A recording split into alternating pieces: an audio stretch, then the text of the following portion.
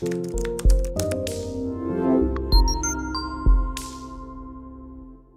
पित्त के लिए बताओ, क्या आप कुछ बताओ ना। बट यदि जब एक नॉर्मल अवस्था में है पित्त किसी का, तो उसमें क्या होता है? पित्त के मेन फंक्शंस क्या है बॉडी में? दर्शनम पक्ति उष्मा शुद्ध तृष्णादे मार्दवम। शाबाश, बहुत अच्छे। दर्शनम पक्ति उष्मा शुद्ध तृष्णादे मार्दवम प्रभा प्रसाद मेघस्य पित्त कर्म अविकारजम। जब आपके अविकृत अवस्था में पता है आपको कि पित्त के क्या सिम्टम्स है, हमारी जो आई साइट ठीक है, इसका मतलब जो आई साइट है, आलोचक पित्त है आंखों का, तो इसका मतलब आई साइट का लिंक किसके साथ है? पित्त के साथ, है ना। दर्शन पक्ति, भोजन का पाचन, पाचक पित्त कहते हैं हम, है ना। डाइजेशन ठीक हो रही है, इसका मतलब पित्त ठीक काम कर रहा है। दर्शन पक्ति उष्मा, उष्मा का हीट रेगुलेशन, टेम्परेचर जो है वो किसके अंतर्गत है? पित्त के अंतर्गत। दर्शन पक्ति उष्मा शुद्ध तृष्णा दे, भूख प्यास, शुद्ध तृष्णा दे मार्दवम, है ना। जो हमारी लचक है हमारी स्किन की, तो स्किन वाली पित्त का क्या नाम है बेटे, बताओ कोई? भ्राजक पित्त। भ्राजक पित्त जो है वो स्किन को करता है। पाचक पित्त आपके डाइजेशन के लिए करता है।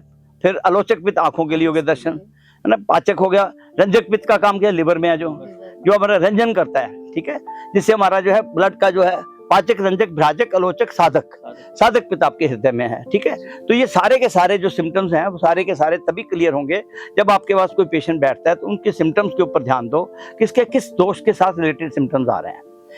डिजीज वो लेके जो मर्जी बैठा हुआ है, आपको सिर्फ अपने वात पित्त कफ का अगर चार्ट बना लोगे ना, किसकी पित्त वाला दोष इसमें ज्यादा है, इसमें वात वाला ज्यादा है या कफ वाला है, अगर आपने इसको सिद्धांत में अपने मन में ठोक के अच्छी तरह डाल दिया बीच में, तो आपको ये पता भी है कि ये पित्त वाले पेशेंट से, तो उसको पित्त को शांत करने की एक बात मेडिसिन जो आपके मन में अच्छी सी आएगी, है ना। जैसे हमारे पित्ता बैलेंस बना हुआ है, तो उसमें क्या है, वो सारा प्रवाल, मुक्ता, मुक्ता शुक्ति, सारा भी योग है ना। बोले योग सारे डाल देंगे हम उसमें, तो हमें दोषों को बड़ा, अच्छा 2 दोषों के लिए आपको मैंने घृत का ही बता दिया कि अगर वात और पित्त दोनों को शांत करना है तो हमें जो है घी की इंपॉर्टेंस है, तो घी को तो यूज करना ही करना है उसमें, ठीक है। उसके जो है उसके दोषों को ठीक करने। अब जब पाचक, रंजक, भ्राजक, आलोचक, साधक मैंने बताया आपको कि इनके जो दोषों को जब तक आपने बैलेंस में लाने के लिए एक नॉर्मल अवस्था में पित्त की क्या कंडीशंस है उसको पहले ध्यान रखना है।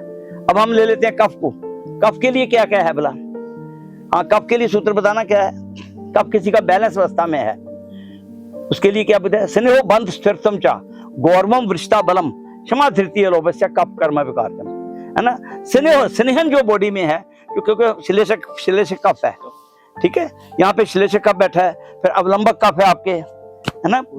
हाँ, जो पेरिकार्डियल उसका फ्लूइड है जो, है ना। फिर उसके बाद है श्लेषक, अवलंबक, बोधक, सलाइवा।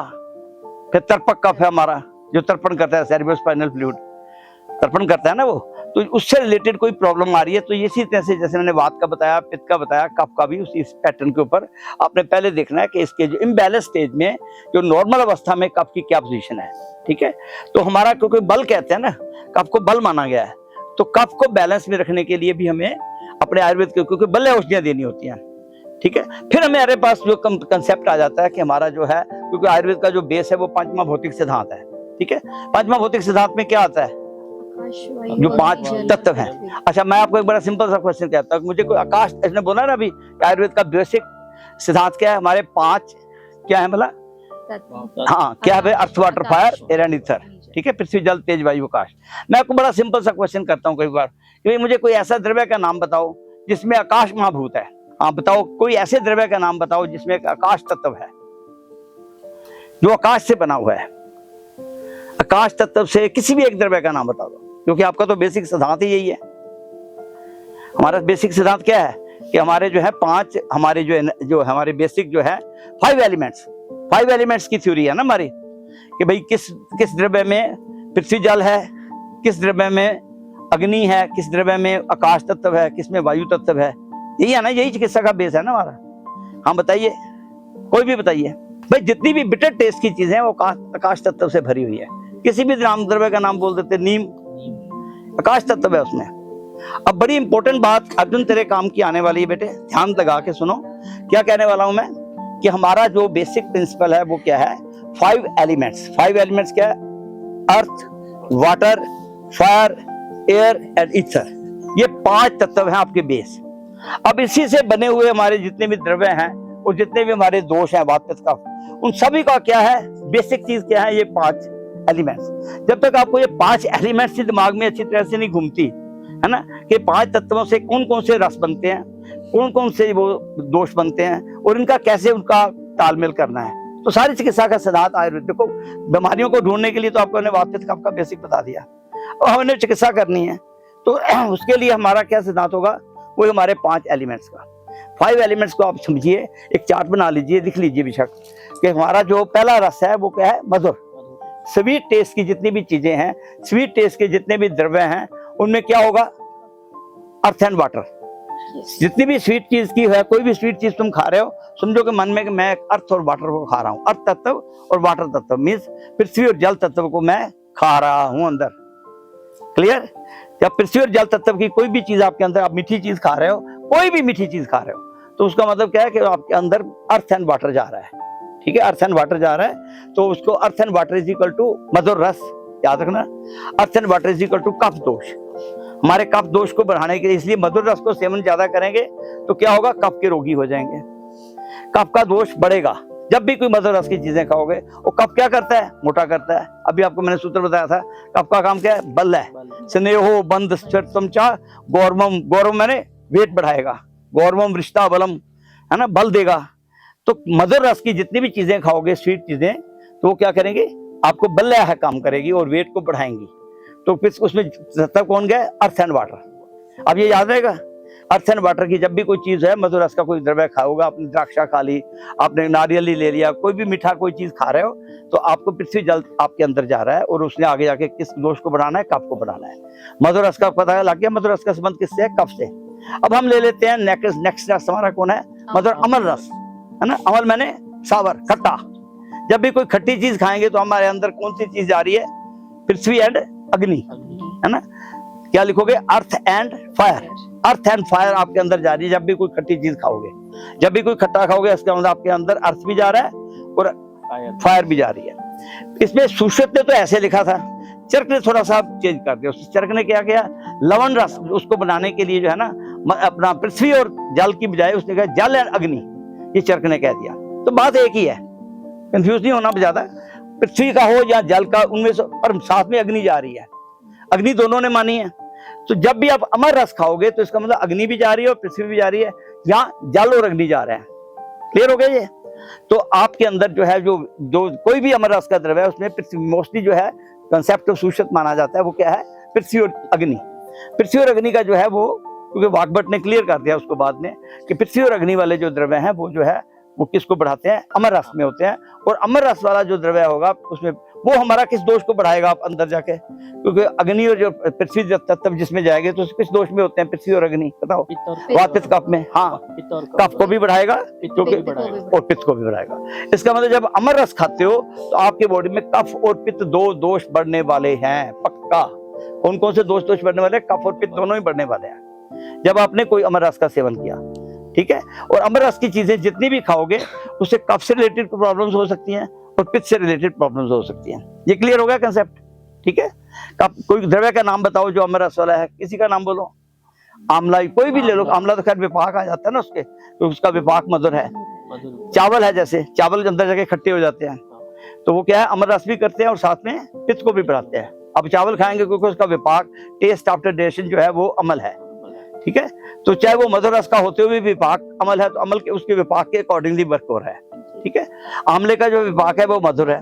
ठीक है, तो मधुर विपाक से वो उसके हिसाब से वर्क कर रहा है। वो आपके लिए अभी उस टॉपिक पे बात आते हैं। पहले हम क्या लेते हैं कि जब भी कोई अमर रस वाली द्रव्य खाएंगे तो वो क्या करेंगे, किसको बढ़ाएंगे, कफ को और पित्त को बढ़ाएंगे। क्लियर हो गया? बाद में पूछूंगा मैं आपसे, भाई मुझे कोई ऐसे द्रव्य का नाम बताओ जो पित्त को बढ़ाते हैं या जिसको इसको कम करते हैं। जैसे अब सिंपल सा क्वेश्चन पूछा था मैंने कि आकाश तत्व का द्रव्य कौन, तो बिटर रस की चीजें जितनी भी हैं वो आकाश तत्व वाली हैं। अच्छा, हम तीसरा ले लेते हैं। तीसरा कौन सा है, लवण रस। लवण रस की द्रव्य में क्या है, जल जम अग्नि। तो ये भी वही करेंगे, जल और अग्नि दोनों काम क्या करेंगे, कफ को भी बढ़ाएंगे और पित्त को भी बढ़ाएंगे। अगर आपने नमकीन चीजें ज्यादा खाएंगे और जैसे अमर रस की चीजें खाएंगे तो आपका कफ भी बढ़ने वाला है और आपका पित्त भी बढ़ने वाला है। तो अमल और लवण रस हमारे दो दोष जो ऐसे हैं, अगर हमने मधुर अमल लवण तीनों ही खाने शुरू कर दिए खूब, तो हमारे अंदर क्या होगा, मोटापा भी आएगा, बीमारियों से सब आएंगी मधुर अमल लवण से। ठीक है, वो क्या होगा, आपके पृथ्वी तत्व बहुत ज्यादा हो जाएगा, वेट गेन होगा। वेट गेन करने मधुर अमल लवण खाओगे तो वेट गेन होगा ही होगा। ठीक है, क्योंकि अम्ल भी है, उधर जल तत्व मधुर रस भी है। तो कफ को बढ़ाने वाले ये तीनों रस जो है, मधुर, अम्ल, लवण, जो है कफ के वर्धक हैं, ठीक है। परंतु जो पित्त को बढ़ाने वाला, इनमें कौन से 2 रस हैं जिसमें फायर है? अम्ल और लवण। क्लियर हो गया ना? अम्ल और लवण में फायर है। अब हमारा आ जाता है कटु रस, पंजेंट टेस्ट, जिसमें क्या आती है? अदरक, लहसुन, प्याज, है ना, जो मेन एग्जांपल्स, काली मिर्च, ये जितनी भी कटु रस वाली चीजें हैं, उसमें क्या होता है भला? कटु रस में क्या होता है? Fire and air. अब हमारे एयर भी जा रही है और साथ में फायर भी है।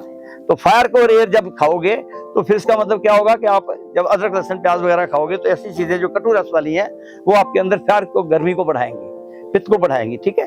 पित्त से रिलेटेड जितनी भी बीमारियां हैं वो आपकी चाहे स्किन के ऊपर हो रही हैं, चाहे उससे, तो अब अम्ल, लवण, कटु पदार्थ खाओगे तो आपके अंदर स्किन की प्रॉब्लम्स होनी है। अम्ल, लवण, कटु खाओगे तो आपके अंदर जो है वो, जो मैंने दर्शन, पक्ति, आपकी आंखों की प्रॉब्लम हो सकती है, पक्ति, भोजन के पाचन में गड़बड़ हो सकती है, ठीक है। आप ओवरईट कर जाओगे, आपका ग्रेलिन बढ़ जाएगा, हंगर हार्मोन तेज हो जाएंगे, ठीक है। जब अम्ल, लवण, कटु खाओगे तो क्या होगा? फायर तत्व बढ़ेगा, ठीक है। तीनों में फायर है। क्लियर हो गया ना? जब भी किसी को अम्ल, लवण, कटु पदार्थ खिलाएंगे हम तो क्या होगा? उसको फायर उसके अंदर बढ़ने वाली है। तो जब भी आप कोई पेशेंट का देख लेते हो ना, इसकी कौन सा है, इसकी बीमारी जो है कफ से रिलेटेड है, तो अगर इसकी इससे रिलेटेड, वो सोचना है उस टाइम पे कि कौन सा मैं उसको पथ्य में बताना है, तो तभी बता पाओगे ना जब आपको ये क्लैरिटी ज्यादा क्लियर होएगी कि इसमें जो है अमर रस वाला द्रव्य उसको जो है देना है कि नहीं देना है, कटु रस वाला देना है कि नहीं। तो इसको याद, सूत्र के याद रखना है कि जितनी भी मधुर, अम्ल, लवण चीजें हैं वो कफ को बढ़ाने वाली हैं, और जो कटु तिक्त कषाय है जो है वात को बढ़ाने वाली है। तीनों में क्या है? कटु रस में बताया मैंने, फायर एंड एयर। अब आ गया तिक्त रस, इसकी मैंने बात स्टार्ट की थी। तिक्त रस किसे कहते हैं? बिटर। बिटर में कौन से हैं? दो रस, उसके अग्नि कौन से एलिमेंट्स हैं? हाँ बताओ। हाँ, बिटर में बताओ, शाबाश। एयर एंड वायु तो है ही है, शाबाश। और दूसरा क्या है? आकाश तत्व, शाबाश, ठीक है। बिटर में क्या है? Ether and air. Air and ether वाले द्रव्य जितने भी है, जैसे नीम है, करेला है, ठीक है, ये सारे के सारे क्या करेंगे? जो तिक्त रस वाली हैं, तो उसमें आकाश तत्व है। तो बिटर रस वाली, जैसे पंच तिक्त कषाय है आपका, तो यही बोल देता पंच तिक्त कषाय, है ना, गिलोय भी आ जाती है उसमें। तो आपके जो तिक्त रस वाली चीजें, बिटर टेस्ट वाली चीजें क्या हैं? वो किसको बढ़ाएंगी? वायु को भी, और उसको फिर उसके बाद किसको बढ़ाएंगे? फायर को भी। फायर भी बढ़ेगी, वायु भी बढ़ेगी। तो फायर तत्व हमारे कटु रस में भी है। और उस, अच्छा, इसमें तिक्त रस में क्या है? फायर नहीं है, तिक्त रस में फायर नहीं है। तो फिर तिक्त रस किसके लिए बेस्ट हो गया? जो फायर से दुखी हो रहा है, जिसने अंदर फायर ज्यादा हुई है, जिसने अम्ल, लवण, कटु खूब खा रखे हैं, उसको चुप करके तिक्त रस वाली चीजें दे दो ना। तभी तो आप तो महातिक्त कषाय, पंच तिक्त कषाय, निम्बादि कषाय, ये गिलोय का कषाय, अमृतादि कषाय, क्या देते हैं हम? देते तो है रोज। तो क्या करते हैं हम? वही तो दे रहे हैं, तिक्त रस वाली चीज दे रहे हैं। हम कह देते हैं महामिष्टादि कषाय पी लो, हम कह देते हैं भाई महातिक्त कषाय पी लो, हम कह देते हैं पंच तिक्त कषाय पी लो, ठीक कहते हैं ना, सब तिक्त कषाय पी लो। तो तिक्त रस वाली से सारी चीजें हैं वो हम उसको बिटर टेस्ट वाली चीजें दे देते हैं पेशेंट को। तो तिक्त रस का वो आकाश तत्व की वजह से क्या करता है? उसका बिटर का क्या काम है? वायु को भी और आकाश को भी, ठीक है। क्लियर हो गया? वायु और आकाश का जो है तत्व इसमें है, और उसमें हमारा जो है वो किस किस दोष को खत्म करेगा? बताइए कौन कौन से दोष को खत्म करेगा वायु और आकाश वाले द्रव्य, बिटर टेस्ट वाले? आपको पित्त का भी खत्म करेगा और कफ को भी खत्म करेगा। कफ और पित्त से होने वाले जितने रोग हैं, मोटापा कम करना है आपको, पित्त की बीमारियां, स्किन की प्रॉब्लम, सारा कुछ ठीक हो जाएगा इससे, तिक्त रस वाली चीजें खाने से। तिक्त रस बहुत अच्छा है, ठीक है। आकाश और वायु आपके अंदर जाएगी, उसका जो फालतू पृथ्वी जल था उसको पी जाएगी।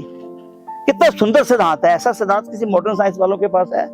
आज डॉक्टर विक्रम बाहर जाकर के ये आयुर्वेद का प्रचार कर रहे हैं। क्यों हो रहा है? आप लोगों ने करना है। और आप लोग सभी मिलजुल के, आप लोगों ने जब बाहर के देशों में जाना है, क्योंकि आपका पर्पस क्या है? यू आर इस टाइम पे एक, आप इसके एम्बेसडर हैं, प्लांट आयुर्वेदा के जुड़ गए आप। Plant means for the world. तो उसके आप एम्बेसडर बन के जब जाओगे बाहर के देशों में, तो उन लोगों बेचारों को तो पता ही नहीं है कुछ भी। यही सिद्धांत बता देना, यही 5 ये जो सिद्धांत है। आपको पता है जब ये प्रिंस चार्ल्स आए थे हमारे, तो मैं उनकी जो NHS के डॉक्टर्स को पढ़ाया करता था, नेशनल हेल्थ सिस्टम के डॉक्टर्स को, मेरे लेक्चर्स हैं, आपने देखा भी होगा। तो मैं उनको पढ़ाने के लिए लंदन में जब गया था, तो वहाँ पे उनकी टीम आती थी मेरे पास, यही बात पे आपको समझने के लिए, ये सिद्धांत जो मैं आपसे शेयर कर रहा हूँ, ठीक है। आपने इन्हीं बेस के ऊपर जब उनको बताओगे, उनके लिए उनकी आंखें खुल जाती हैं। उन बेचारों को तो बेस ही कोई नहीं है, ऐसी साइंस के साथ जुड़े हुए हैं जो सिर्फ टिप्पणियां लगाना जानते हैं, पंचर लगाना नहीं आता, ठीक है। तो हमें पंक्चर लगाना तभी आएगा जब हमें सिद्धांतों को अच्छी तरह से कंसेप्ट को डालेंगे। तो कंसेप्ट आपका क्या क्लियर हुआ कि जब हमारी बॉडी में कोई पेशेंट आता है, हमने उसके सबसे पहले देखना है वात पित्त कफ को, फिर अगर वो वात से रिलेटेड है तो उसका चौथा छठा दोष हम भूल रहे थे, मतलब अम्ल लवण कटु तिक्त कषाय, कषाय रस का आ गया। आप कषाय रस में क्या होता है? वायु जमा, शाबाश, वायु जमा पृथ्वी, शाबाश। क्या इथर है? अर्थ and water, earth and air, earth and air, कषाय रस। कषाय रस के द्रव्य का कोई नाम बताओ, एस्टिंजेंट है जो जामुन, शाबाश, बहुत अच्छा, कषाय रस की। तभी तो ये अर्जुन तो वुड बी आयुर्वेदिक डॉक्टर जो है, मिरेकल डॉक्टर है, इसने हमारा प्रोबायोटिक्स इमीडिएटली बताया ना, आपके सामने पूछा मैंने, प्रीबायोटिक्स, ये चीजें तो बहुत जरूरी है बेटे, दिस इज वेरी इंपॉर्टेंट कि आपके अंदर गट हेल्थ, आज सारा वर्ल्ड गट हेल्थ, आज सारा वर्ल्ड घी कहने लग गया, तो उसको मक्खन घी कह रहे हैं, लिवर वालों को भी। देखा कितने कंसेप्ट चेंज हो रहे हैं। डायबिटीज वालों के लिए भी one of the best technical, क्योंकि डायबिटीज वाज ए वातिक डिजीज, तो बात को शांत करने के लिए ग्लाइसेमिक इंडेक्स कम होता है जी, ग्लाइसेमिक लोड कम होता है जी, घी में डाल के ले लो। मैसूर पाक आपका पॉपुलर हो गया। मैसूर पाक क्यों पॉपुलर हुआ? क्योंकि उसमें घी में बेसन डाला हुआ है, तो कार्बोहाइड्रेट लेवल को नहीं बढ़ाता। ठीक है, जब बेंगलोर जाओ तो अपना वो आपका मशहूर पाक खा के आया करो। तो this is a miracle thing. मैं वैसे जनरल बात कर रहा था कि आपको जो ना थोड़ा सा इंटरेस्टिंग सा लगना चाहिए जो हम टॉपिक डिस्कस कर रहे हैं। क्या टॉपिक में बेस मैंने क्या पूछा कि आपके जो 5 जो अपने 3 दोष हैं वात पित्त कफ। अब मैंने बताया था कि वात का लिंक जो है वो उसमें किस चीज, कौन से रस वाले द्रव्य वात को बढ़ाएंगे? हाँ बोलिए भाई, वात को बढ़ाने वाले 3 रसों के नाम बोलो। कटु तिक्त कषाय, वेरी सिंपल, तीनों में वायु थी। 3 रस जो अपने पित्त को बढ़ाते हैं, अम्ल लवण कटु। ठीक है, अम्ल लवण कटु। अब हमने शांत करना है, कफ को शांत करना है, तो कौन से रस हैं? कफ को शांत करना है किसी को, कौन से रस देंगे? कटु तिक्त कषाय। ठीक है, अब हमें पित्त को शांत करना है, पित्त को शांत करना है हमने किसी की बॉडी में पित्त बढ़ा हुआ है, उसको कौन से रस देंगे? मधुर तिक्त कषाय, मधुर तिक्त कषाय देंगे। अम्ल लवण कटु तो बढ़ाएंगे पित्त को फिर, है ना। तो मधुर तिक्त और कषाय रस वाले द्रव्य जो हैं वो पित्त को शांत करते हैं। तो इसी कंसेप्ट के ऊपर हमने अपनी चिकित्सा को करना है। तो सबसे पहले अपने रसों को ले लो, फिर हमें टेस्ट आफ्टर डाइजेशन जो हमारा विपाक है उसको फिर दिमाग में रखना है। विपाक टेस्ट आफ्टर डाइजेशन होता है। जैसे कि हमने आंवला खाया, कहने आंवले का खादा तो सियाने का क्या बाद में पता लगता है, क्योंकि आंवला खाने में खट्टा है परंतु बाद में जाके वो मीठा हो जाता है, मधुर विपाक है उसका। ठीक है, और जो चावल खाते हैं हम, खाने में तो बड़े मीठे मीठे लगते हैं, अच्छा मधुर है भाई, परंतु ये बल्ले है, अंदर जाके क्या करता है? अमलता पैदा करता है, और अमल से बीमारियों का घर बन जाता है। अमल से उनकी पृथ्वी तत्व भी चला गया, जल तत्व गया, साथ में अग्नि भी गई अंदर। तो 2 दोषों को बढ़ाएगा चावल, किस किस को बढ़ाएगा? और यही हाल आपके ये कणक का है, गेहूं का, गेहूं को भी हमने अमलता वाला बना दिया। तो जो डिजीजेज हो रही हैं वो सबका जो बेस है उसको कंसेप्ट को ध्यान में रखना है। ठीक है, तो आज आपके लिए वात पित्त कफ का बेसिक पॉइंट क्लियर हो गया। ठीक है, दोषों के बारे में पता, चिकित्सा के अब सूत्र इसी के बेस पे बनेंगे, है ना। जब विपाक को वीर्य का कहीं किंचित रसेत, कहीं रस कार्य करता है, कहीं पित्त के उसके विपाक के आधार पे करते हैं। 26वां अध्याय जो है ना सूत्र स्थान का चरक का, उसको अच्छी तरह से घोट लो। उसमें लिखा है किंचित रसेन कृते कर्म, कहीं पे रस कार्य करता है, रस के हिसाब से कार्य हो रहा है, कहीं पे वीर्य के उसका वीर्य जो उसका जो फ्रेंसी है उसकी उष्ण है या कटु है उसके आधार पे काम हो रहा है। तो कहीं पे वीर्य ने भी काम करना है। फिर सामान्य प्रतिरब्ध और विचित्र प्रतिरब्ध द्रव्यों का, है ना, वो कंसेप्ट आपको क्लियर होना चाहिए। तो ये सारी चीजें जो है ना, आयुर्वेद के अच्छे आयुर्वेदिस्ट बनना है तो अपने ये बेसिक कंसेप्ट को ध्यान में रख के बेटे अपनी चिकित्सा करनी है। जीवन में कामयाब ही होगा, कभी भी कहीं वो आपको नहीं होगा। तो अब हम इसी के आधार पे, क्योंकि आज जो डिजीजेज हो रही हैं वो उसका जो बेस हमारा जो रूट काज है, क्योंकि हमने गट हेल्थ का बताया आपको, तो गट का बहुत बड़ा रोल है। ठीक है, दूसरे जो आपके कॉमन आजकल जो बीमारियां हैं हमारी लाइफस्टाइल डिजीज जा रही है। ठीक है, जितनी भी लाइफस्टाइल डिजीज है, बाय द वे कौन कौन सी लाइफस्टाइल डिजीज है जिसके मैक्सिमम पेशेंट आते हैं? आप लिवर, किडनी, लंग्स, स्किन, दिल, पेट, घुटने, सिर, पैर या बॉडी के किसी भी पार्ट से जुड़ी हो कोई भी समस्या, अभी कॉल या व्हाट्सएप करें और घर बैठे समाधान पाएं 6209123456 पर। हाँ जी, अब सब बीमारियों का इलाज है बहुत आसान। आपकी सेहत से जुड़ी हर समस्या का समाधान मिल रहा है घर बैठे। अब आप दुनिया के किसी भी कोने से टॉप प्लैनेट आयुर्वेदा एक्सपर्ट से ऑनलाइन बात करें, परामर्श लें और दवा की भी करवाएं होम डिलीवरी। हेल्थ प्रॉब्लम्स कोई भी हो, सोल्यूशन सिर्फ एक, www.planetayurveda.com। पूरे प्लेनेट की सेहत का नंबर 1 साथी।